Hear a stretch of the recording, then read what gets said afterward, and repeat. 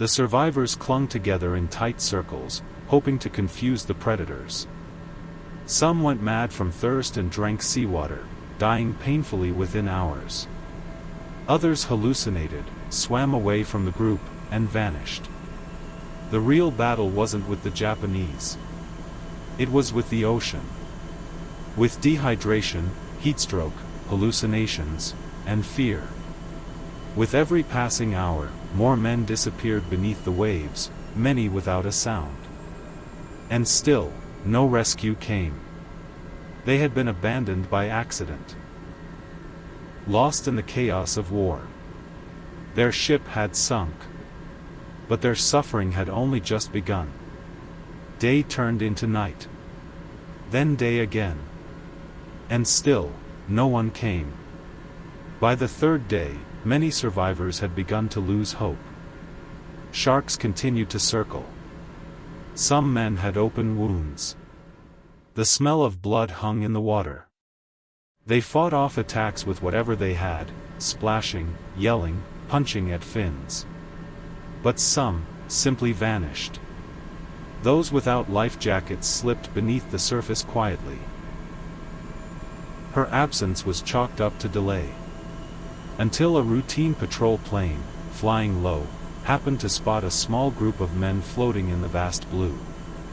A distress signal was sent. A seaplane arrived, landing directly on the water against orders, and began pulling men aboard.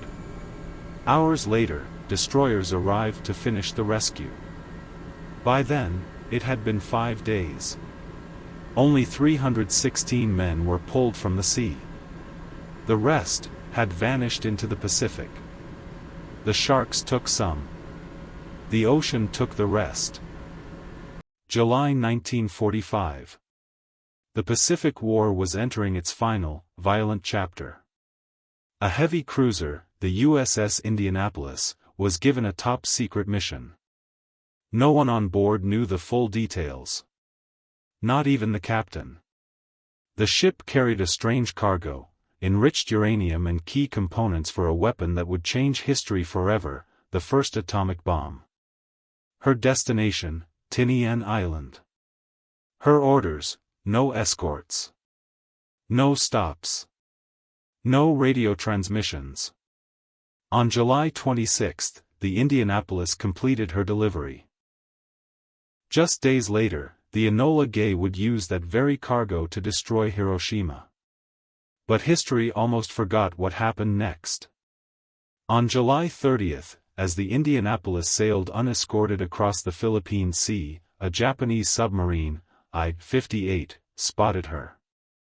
Just after midnight, 2 torpedoes struck the starboard side. Explosions tore through the ship. Within 12 minutes, the USS Indianapolis sank beneath the waves.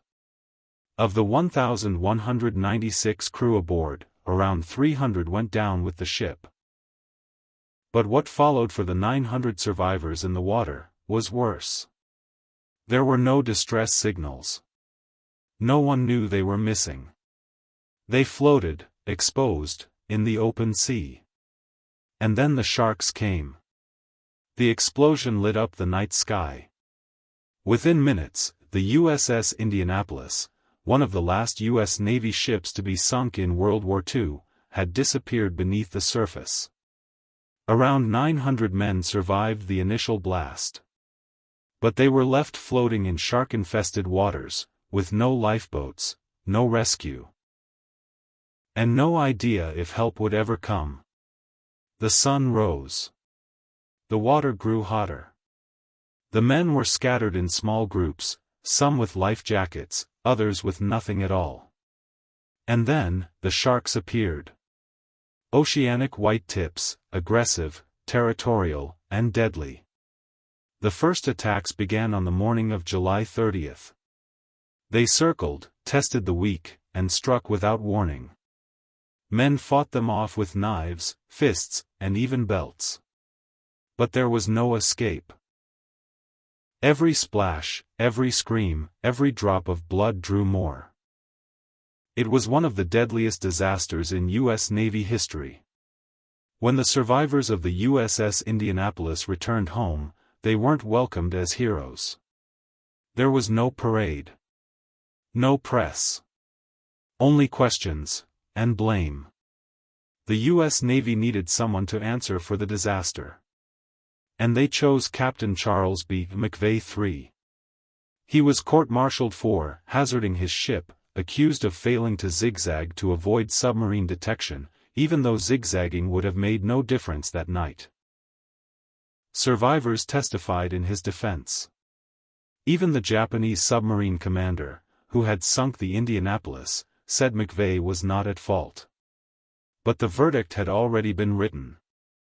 McVay was convicted, and his career, along with his reputation, was destroyed. For years, the tragedy of the Indianapolis was buried. It wasn't until decades later that the truth began to emerge. Survivors spoke out. Documentaries and books were written. The injustice against McVay gained national attention. In 2000, the U.S. government officially exonerated him, 55 years too late. But the weight of command never left him. In 1968, tormented by guilt and silence, Charles McVay took his own life. He had carried the ghosts of his crew for too long. Today, the story of the USS Indianapolis is taught in naval history. Not just as a tragedy, but as a lesson. In secrecy. In sacrifice. In survival. And in how silence can echo longer than any explosion.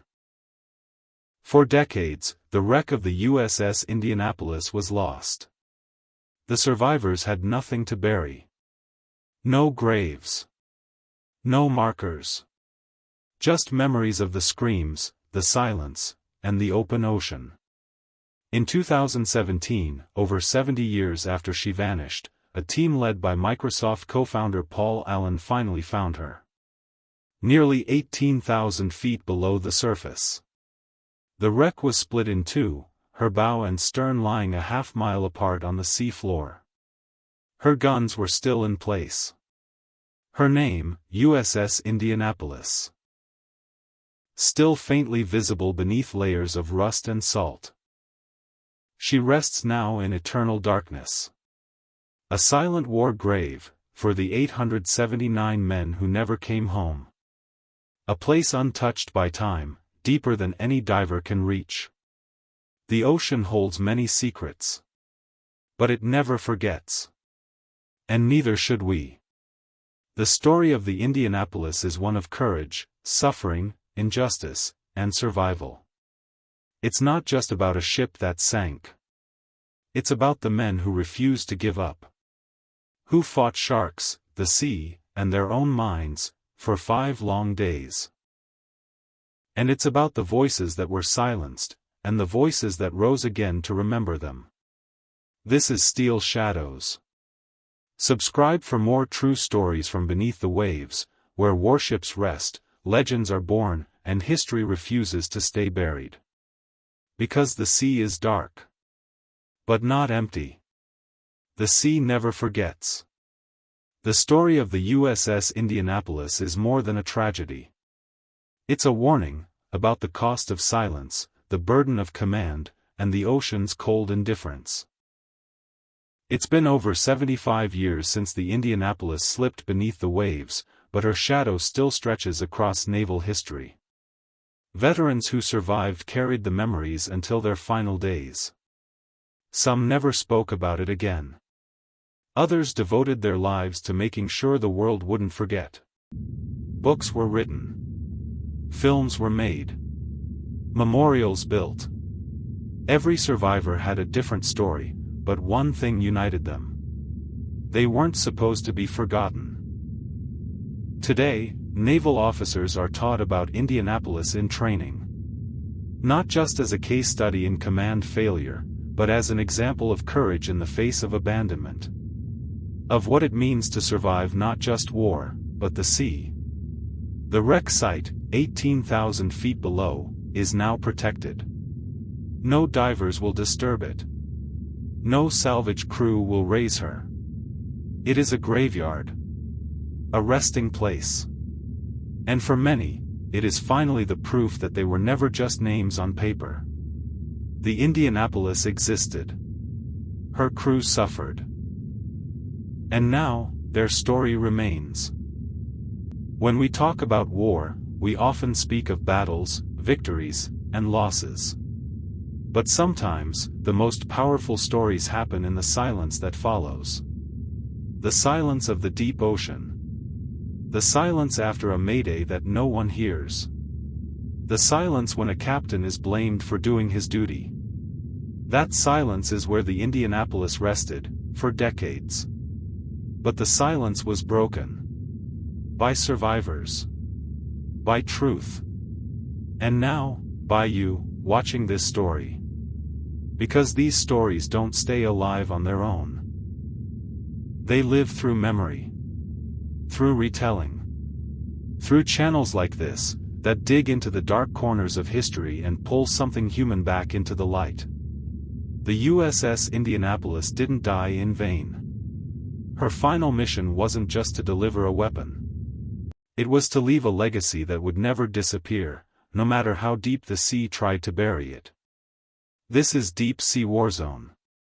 Subscribe for more cinematic war stories, shipwreck legends, and the forgotten ghosts of the ocean. Because beneath the waves, history still waits to be found. The sea never forgets.